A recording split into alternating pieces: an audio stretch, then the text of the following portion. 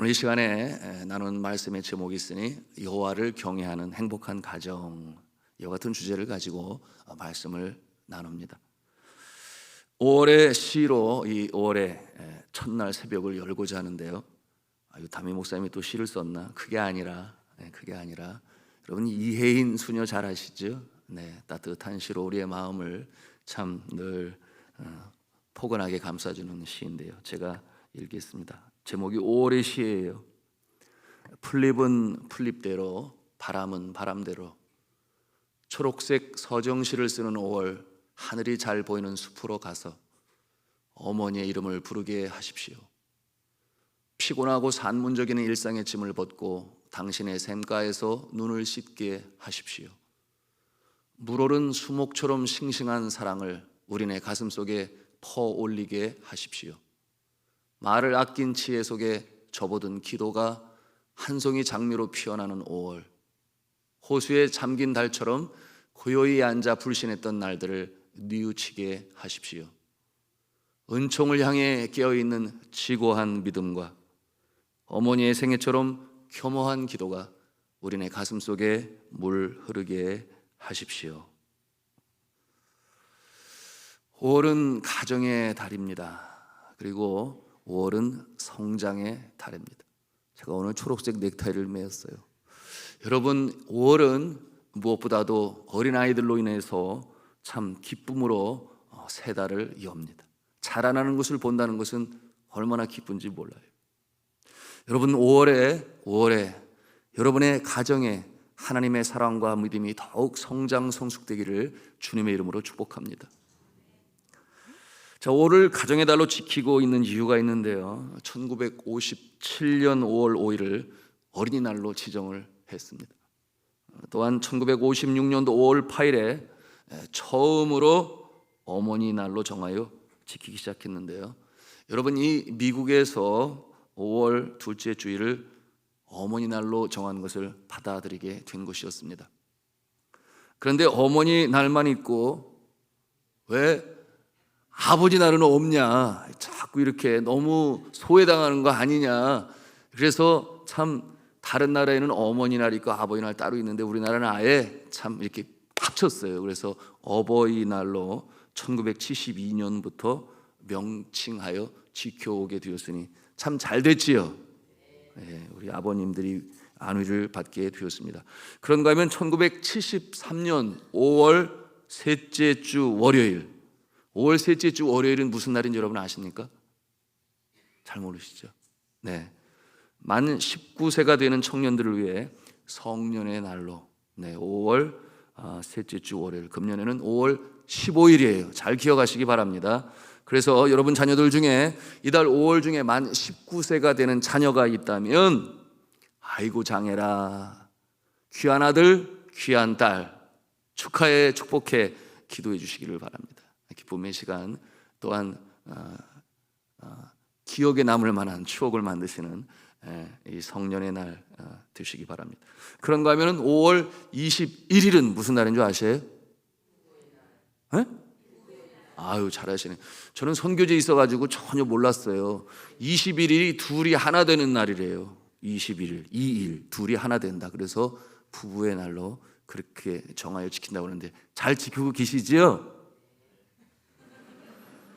자, 우리 한번 같이 하면서 하겠습니다. 5월 21일은 부부의 날입니다. 잊지 마시기 바랍니다. 그리고 나중에 한번 물어보세요. 제 아내한테 21일 잘 지냈냐고. 저도 지키겠습니다. 자, 간절히 기도하옵기는 이 5월을 맞이하고 또 보내시면서 우리 성도들의 모든 가정이 주의 사랑으로 다시금 온전히 회복되어지는 축복의 역사가 있기를 주님의 이름으로 간절히 축복합니다. 그러므로 행복한 가정, 이미 행복한 가정은 더 행복해지시고 덜 행복한 가정은 더 많이 행복해지시는 그와 같은 가정의 달 되시기를 바랍니다. 그러므로 예수 그리스도께서 가정의 주인이 되셔서 부부간에 또 부모와 자녀 간에 그리고 동기들 간에 신앙으로 하나가 되고 사랑의 관계가 회복되어지는 귀한 달 되시기를 주님의 이름으로 축원합니다. 저는 이 시간에 여호와를 경외하는 행복한 가정이라는 제목의 말씀으로 전하고 있는데요. 여러분, 이 행복한 가정이란 어떤 가정일까요? 세상 사람들은 이와 같은 질문에 아마도 제일 먼저 떠오르는 대답이 역시 뭐니 해도 머니가 행복을 보장합니다, 뭐 이렇게 생각할지 모르겠어요. 여러분, 오늘날 이 시대에 컨슈머리즘이라고 하죠. 이 뭐라고 그래요? 상업주의, 그런가 하면 세속주의, 여러분 물질 만능주의, 만몬주의라고 표현을 합니다만, 여러분 사람들은 생각하기를 돈이 먼저 많이 있어야 되고, 그런가 하면 큰 집, 좋은 집이 있어야 되고, 그런가 하면 좋은 차가 있어야 하고, 그것이 행복할 수 있는 기준이 된다, 보통 이렇게들 생각합니다. 그러나 이와 같은 모습은 잘못된 행복관이에요. 여러분, 이미 통계학적으로 나와 있습니다. 행복은 어디에서 오는가? 관계에서 옵니다. 관계. 나를 사랑하는 사람이 있는가? 나를 아껴주고 돌봐주고 내가 인생의 곤고한 날을 지날 때 곁에서 손을 잡아주고 위로해주는 자가 있는가? 여러분, 그것이 행복의 조건임을 여러분 성경은 말씀하고 있어요. 그리고 이미 통계학적으로 잘 나타나 있습니다. 여러분, 이 행복이란 그러니 외부적인 것이 아니다. 행복한 가정이 돈이 많아서가 아니다. 큰 집에 살아야 행복한 가정 되는 것도 아니다. 그런가 하면 어떤 분들은 생각을 해요. 나는 원래 체질이 강남 체질이었는데 여기 금천구에 있다고. 여러분, 제가 강남에서 사역하는 교육자들, 목회자들을 통해 많이 들어요. 여러분, 거기에 행복만 있을 것 같습니까? 더 복잡하고 난해한 문제들이 많아서 이 성도들의 고심과 고민 중에 많은 부분이 부부관계의 어려움 때문에. 왜 그렇겠어요? 여러분, 제가 말씀드리지 않아도 잘 아실 거예요. 좋은 곳에 산다고 해서 행복하냐? 아니다. 행복한 가정이냐? 아니다. 오히려 부부관계가 더 어려움이 많다. 무엇을 보여주는 것입니까? 돈이, 또는 그처럼 부유한 사람들이 모여 사는 곳이 행복을 보장해 주냐? 아니다. 여러분, 세상적인 것은 많이 가지지 않았다 할지라도 말씀드린 대로 서로 사랑하며 아껴주며 돌보는 그와 같은 가족이 있는, 가정이 있는 곳에 미래에 대한 꿈이 있고 희망이 있고 소망이 있는 것이에요. 이와 같은 모습이 행복한 가정을 이루는 것입니다. 여러분, 이와 같은 가정이 이 땅에서 작은 천국의 모형을 이루며 행복한 모습으로 살아가는 것인데요. 여러분, 자동차의 왕이라 그러면 헨리 포드, 여러분 다 잘 아시죠? 대기업을 일으키고, 그리고 그 자리에서 내려갔을 때 그는 고향에 조그마한 집을 짓고 살게 되었어요. 대기업의 총수인데 그가 지은 집은 남들이 보기에도 아담한 집을 지었어요. 쉽게 얘기하면 작은 집을 지었어요. 그래서 사람들이 그에게 질문을 했습니다. 대기업 총수가 살기에는 이 집은 너무나 초라하지 않는가? 주위 사람들은 걱정스러운 표정으로 그렇게 물었는데요. 그러자 그가 얼굴 가득한 미소를 띄우면서 뭐라고 말을 했는가 하면, 가정은 건물이 아닙니다. 비록 작고 초라하더라도 예수님의 사랑이 넘친다면 그곳은 위대한 가정입니다. 그곳이 위대한 집입니다. 이렇게 답을 했습니다. 여러분, 지금도 이 디트로이트에 헨리 포드 기념관이 있는데요. 거기에 가면 이런 글을 볼 수 있다고 그래요. 저는 가보지를 못했는데, 헨리는 꿈을 꾸는 사람이었고 그의 아내는 기도하는 사람이었다. 포드가 자동차 발명을 위하여 그렇게 실패를 거듭할 때 부인이 곁에서 늘 기도하면서 다음에는 잘 될 거예요, 다음에는 잘 될 거예요. 그래서 헨리 포드의 성공의 이면에는 꿈꾸는 사람과 기도하는 사람이 있었다. 꿈꾸는 사람과 기도하는 사람이 부부가 돼요. 그처럼 행복한 부부요 가정이었을 뿐만 아니라 미국 사회에 이 자동차로 인하여 얼마나 많은 이 공헌을 했습니까? 도움을 주었습니까? 여러분, 이처럼 꿈꾸는 사람, 기도하는 사람, 아름다운 가정이 있었기 때문에 이와 같은 주님의 영광이 나타날 수 있었던 것입니다. 자, 성도 여러분, 가정은 만들어 가야 합니다. 여러분, 화초를 키워보시는 분은 금방 알아요. 저는 화초 키우는 데는 소질이 없어요. 제 아내가 잘해요. 그런데 보면 아침에 일어나면 사랑한다, 잘 잤니? 이렇게 말을 해줘요. 그리고 물을 주고 갔고요. 그래서 제 아내가 네팔에 있는 동안에 이 화초들은 시련의 고난의 행군이라는 말은 북한 사람들이 쓰는데, 여하튼 고난의 기간인데 제 아내가 오면 행복한 기간이 돼요. 여러분, 화초 하나도 관심을 갖고 사랑과 애정을 쏟을 때 싱그럽게 초록빛으로 기쁨을 주며 행복을 주며 잘 자라는 것처럼 가정도 마찬가지라는 거예요. 가정도 만들어 가야 된다. 여러분, 그렇다면 어떻게 우리가 가정을 행복하게 만들어 갈 수 있겠습니까? 여러분, 사람의 능력에는 한계가 있어요. 여러분이 사람이 사람을 100% 이해할 수 있다고 생각합니까? 그렇지 못해요. 그래서 이것은 인간이 가질 수 있는 한계라고도 표현할 수 있는데, 그렇기 때문에 우리는 인간의 한계 너머에 계신 우리 영혼의 창조주가 되시고 생명의 주관자가 되시며 인생 전체를 이끌고 가시는 생명주가 되신 하나님이 필요해요. 하나님을 주인으로 모시는 가정에는 우리의 연약함을 뛰어넘어서서 복된 가정이 되심을 믿으시기를 바랍니다. 자, 오늘 성경 말씀을 통해서 우리가 이 행복한 가정을 그렇다면 어떻게 만들어 가야 되는가? 첫 번째, 여호와 하나님을 경외하는 가정이 되어야 합니다. 여호와 하나님을 경외하는 가정. 우리 함께 하나님의 말씀 보기를 원하는데요, 성경 본문 1절 말씀 같이 읽겠습니다. 시작. 여호와를 경외하며 그의 길을 걷는 자마다 복이 있도다. 여호와를 경외하며 라고 말씀하고 있어요. 여러분이 경외한다라고 하는 말은 쉽게 표현하면 하나님을 두려워한다 그런 뜻이에요. 두려워하는 마음으로 그의 불꽃 같은 눈길 앞에. 언제 불꽃 같은 눈길이에요? 내가 양심에 찔리는 잘못을 범할 때는 하나님은 불꽃 같은 눈으로 바라보시고, 내가 주의 마음을 기쁘시게 할 때는 사랑스러운 눈으로 바라보시고, 그러므로 우리 하나님은 경외함을 받으실 하나님이신데요, 그런데 이어지는 말씀이 그 길을 걷는 자마다 복이 있다. 그 길을 걷는 자마다.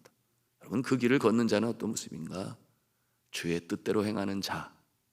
여호와를 경외함으로 나의 뜻이 아니라 주의 뜻대로 행하는 자, 그 길을 걷는 자가 복이 있도다, 그렇게 말씀하시는데, 우리가 살다 보면은 언제나 두 갈래 길을 만나죠. 두 갈래 길. 생각이 둘로 나뉩니다. 여러분, 예수 믿는 사람은 이럴 때 주저없이 하나님 기뻐하시는 뜻으로 결정하시기 바랍니다. 주저할 필요 없어요. 일단 결정하는 거예요. 이 일이 하나님을 기쁘시게 하는 일이냐? 그렇다면 이 길이야. 여러분, 그렇게 결정하게 되면 첫째, 마음이 평안해져요. 그렇죠? 마음이 평안해져요. 그리고 나서 그 길을 걷는다 그랬는데요, 그 길을 걸을 때 잘 될 수 있어요? 그런가 하면 그저 그럴 수도 있어요? 어쩌면 잘 안 될 수도 있어요? 여러분, 이와 같은 세 가지 옵션이 앞에 정해져 있는데, 하나님의 뜻인데 나는 그렇게 결정하고 행했는데, 여러분, 심지어는 잘 안 된다 할지라도 염려하지 마세요. 왜냐하면 하나님께서는 우리 인생 전체를 잡고 가시기 때문에 결국 마침내 회복시키셔서 합력하여 선을 이루시는 분이 하나님이신 줄로 믿으시길 바랍니다. 그러므로 마침내 하나님께서 어떻게 하시는 거예요? 내 인생 내가 책임진다. 그래서 하나님께서 예수 그리스도의 피로 값주고 사신 우리의 인생 아니겠습니까? 그러므로 흔들림이 없어요. 요동함이 없어요. 견고하여 나갈 수 있는 모습, 하나님을 경외하고 그의 길을 걷는 자의 모습인 것입니다. 여러분, 이 하나님을 경외해야 비로소 행복한 심령 가정. 여러분, 그처럼 하나님의 길을 생각하고 결정한 자는 뒤를 돌아볼 때도 두고두고 후회함이 없어요. 정말 그때 잘 결정했어. 이것이 주님께서 우리의 마음에 결정하게 하시는 뜻이요, 그 길을 택한 자에게 주시는, 정말 그때 두고두고 생각해도 잘했어. 여러분, 이와 같은 삶이 되시기를 주님의 이름으로 축복합니다. 하나님을 경외해 행복하고 복된 가정을 만들 수 있습니다. 요동함이 없기 때문이죠. 하나님을 가정의 중심으로 두었기 때문에 흔들림이 없어요. 어떠한 예기치 않은 일이 발생한다 하더라도. 예수 그리스도께서 뭐라고 말씀하셨습니까? 마태복음 7장 24절 27절, 우리가 잘 알고 있는 말씀인데요, 같이 읽습니다. 시작. 그러므로 누구든지 나의 이 말을 듣고 행하는 자는 그 집을 반석 위에 지은 지혜로운 사람 같으리. 비가 내리고 창수가 나고 바람이 불어 그 집에 부딪히되 무너지지 아니하나니 이는 주추를 반석 위에 놓은 까닭이요 나의 이 말을 듣고 행하지 아니하는 자는 그 집을 모래 위에 지은 어리석은 사람 같으리니 비가 내리고 창수가 나고 바람이 불어 그 집에 부딪힘에 무너져 그 무너짐이 심하니라. 아멘. 여러분, 주추를 반석 위에 놓은 까닭이요라고 말씀하고 있으니 여러분의 가정의 주인이 하나님이시기를 주님의 이름으로 축복합니다. 요동함이 없다는 것이에요. 주를 경외함으로, 그리고 그의 길을 걸으심으로, 주의 길을 걷는다 결정하고 실천하심으로 이와 같은 바위 위에 집을 지은 모습으로 행복한 가정이시기를 주님의 이름으로 축복합니다. 그런가 하면 두 번째로 행복한 가정이 되려면 한 음성을 하겠습니다. 수고해야 합니다. 2절 말씀을 같이 읽겠습니다. 시작. 내가 내 손이 수고한 대로 먹을 것이라. 내가 복되고 형통하리로다. 내가 내 손이 수고한 대로 먹을 것이라. 그러니까 한 가장이 수고를 많이 해야 합니다. 그리고 한 가정의 어머니도 수고를 많이 하지요. 양육을 해야 하고 살림을 해야 하고. 그런가 하면 한 가정의 자녀들도 수고해야 합니다. 어떤 수고를 해요? 공부하느라 수고하고, 잘 먹느라 수고하고, 또 열심히 노느라 수고하고, 그것이 부모의 기쁨이 되고 행복이 됐기 때문에, 그래서 서로 도우며 수고할 때 행복한 가정이 되는 것이에요. 수고함으로 먹는 것, 이 세상 사람들도 수고하고 먹는데 이게 무슨 복일까? 이렇게 생각할 수 있습니다. 그러나 여러분, 믿음의 사람들이 가장으로 수고해요. 아침이면 영락없이 몸이 피곤해도 일터로 나갑니다. 나에겐 사랑하는 아내가 있고 자녀들이 있어. 내가 수고하는 만큼 자녀들이 행복하게 클 수 있지. 여러분, 그것을 보는 거예요. 누가? 아내가 보고 자녀가 봐요. 내가 아내로서, 어머니로서 수고해야지. 그래서 자녀들을 위하여 맛있는 음식으로, 영양가 있는 음식으로, 건강식품으로, 그리고 잘 자라는 것만 보아도 기뻐하고 감사하는 모습을 보면서 자녀들은 무슨 생각을 가질까요? 나실 때 괴로움 다 잊으시고 기르실 때 밤낮으로 애쓰는 마음. 여러분, 서로 수고하는 모습을 본다고 하는 것은 가정이 서로를 귀히 여기고 존중히 여겨 하나가 되는 복의 역사인 줄로 믿으시길 바랍니다. 그러니까 누구나 다 함께 수고하는 거예요. 그것이 첫 번째, 주님께서 믿음의 가정들에게 주시는 복이니 수고한 대로라는 말씀을 우리는 기억할 수 있어야 돼요. 아무리 어려운 현장에 있어도 내가 이렇게 수고함으로 말미암아 나의 가정이 든든히 서가지. 여러분, 이와 같은 가장이 되시기를 주님의 이름으로 축복합니다.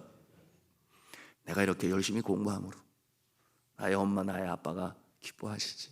왜냐하면 이 길이 잘 되는 길이기 때문이야. 나는 믿음의 자녀야. 여러분, 이와 같은 모습이 있어야 되는데 오늘은 아이들이 하나도 없네요. 이 자리에 들어야 할 말인데. 여러분, 하나님을 경외하며 그 뜻을 행하며 수고하는 자, 여러분, 수고하는 자에게 형통함의 복을 주신다. 여러분, 말씀을 드렸어요. 사람이 행하는 일에는 한계가 있는데 하나님께서 이처럼 주의 말씀을 행하는 자에게 은혜를 부어주십니다. 그래서 이어지는 말씀이 형통함의 복을 주신다 그랬어요. 여러분, 이스라엘에서 보통 보리 농사와 밀 농사를 해요. 밭에서 수확을 거두게 되는데 이 한 알의 씨앗이 땅에 떨어져 발아하게 되면 겉보리 한 이삭이 40에서 50립이라고 알이 됩니다. 그런가 하면 쌀보리 한 이삭 50에서 60립. 이것이 지금도 농학자들에 의해서 통계로 나오는 내용이에요. 밀은 한 이삭에 28개에서 33개의 알을 이렇게 수확하게 되는데 이게 정상이에요. 그런데 하나님을 경외하며 따르며 이처럼 주의 말씀으로 실천하며 행하며 가장으로 아내로 자녀로 수고하는 자들에게 하나님께서 은혜를 부어주시게 되니 뭐라고 말씀하셨는가? 여러분, 예수 그리스도께서 말씀하시는데요, 마가복음 4장 8절의 말씀이에요. 우리 같이 읽겠습니다. 시작. 더러는 좋은 땅에 떨어짐에 자라 무성하여 결실하였으니 30배나 60배나 100배가 되었느니라 하시고, 믿으시면 아멘 하십시오.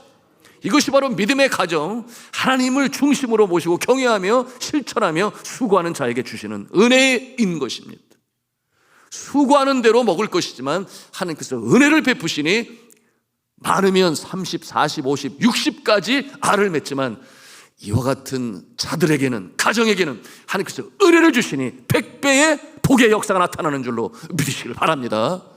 믿지 않는 사람들이 보면서 얘기하는 거잖아요. 아이고, 어떻게 자네는 그렇게 잘 돼? 여러분, 우리 하나님께서 그의 사랑하시는 자녀들에게 이렇게 복을 주셔서 여호와를 경외하라, 그리하면 이 땅에서 잘 되리라, 장수하리라. 여러분, 이 복의 역사가 여러분의 가정에 임하는 오래 되시기를 주님의 이름으로 축복합니다. 세 번째로 우리가 알아야 할 것은, 그런데 이 복을 어디서 주시는가? 우리 5절 말씀을 함께 읽겠습니다. 시작. 여호와께서 시온에서 내게 복을 주실지어다. 너는 평생에 예루살렘의 번영을 보며. 아멘. 여러분, 여기에서 시온에서 복을 주신다 그랬는데, 시온은 오늘날 이 시대에 무엇을 상징하는가? 주께서 피로 값주고 사신 교회를 상징. 저 북방에 있는 시온산이라고 하는 것은 곧 하나님이 임재하시는 하나님의 집이요, 예수 그리스도께서 피로 값주고 사신 교회가 되는 것이니, 여러분, 이 교회는 하나님께서 이 땅에 하나님의 나라를 이루어가는 센터가 되는 것입니다. 그러므로 복이 어떻게 임하는가? 여러분, 교회를 통하여 이 하나님의 복이 여러분의 심령의 강물처럼 흘러 들어가고, 여러분, 교회를 통하여 이 하나님의 하늘의 복이 여러분의 가정으로 강물처럼 흘러 들어가고, 또한 여러분의 일터로 흘러 들어가는 줄로 믿으시길 바랍니다. 교회를 통하여 이 하늘의 복, 하늘의 뜻이 이 나라, 이 민족 사회에도 흘러가는 것이니, 여러분, 시온에서 복을 받을지어다. 이와 같은 내용으로 주시는 말씀이니, 여러분, 이 올 한 달 예배의 성공자가 되시기를 주님의 이름으로 부탁합니다. 주 앞에 예배하심으로 교회를 통하여 주시는 하나님의 은혜가 여러분의 심령과 가정 일터에 풍성히 넘치시기를 주님의 이름으로 축복합니다. 마지막으로 이처럼 하나님을 경외하고 그 길을 걸으면 신앙의 가문으로 세우신다. 오고 오는 대대손손 주님 기뻐하시는 가문으로 세우신다 하셨는데요, 우리 이 5절 후반부에는 뭐라고 말씀을 하시는가 하면, 너는 평생에 예루살렘의 번영을 보며 라고 말씀하고 있는데, 여기 예루살렘이라고 하는 것은 말씀드린 것처럼 하나님의 나라를 표현하고 있는데요, 이 땅에 세워져 나가는 하나님의 나라, 공의가 하소같이 흐르는 사회를 만들어 나가는 것이에요.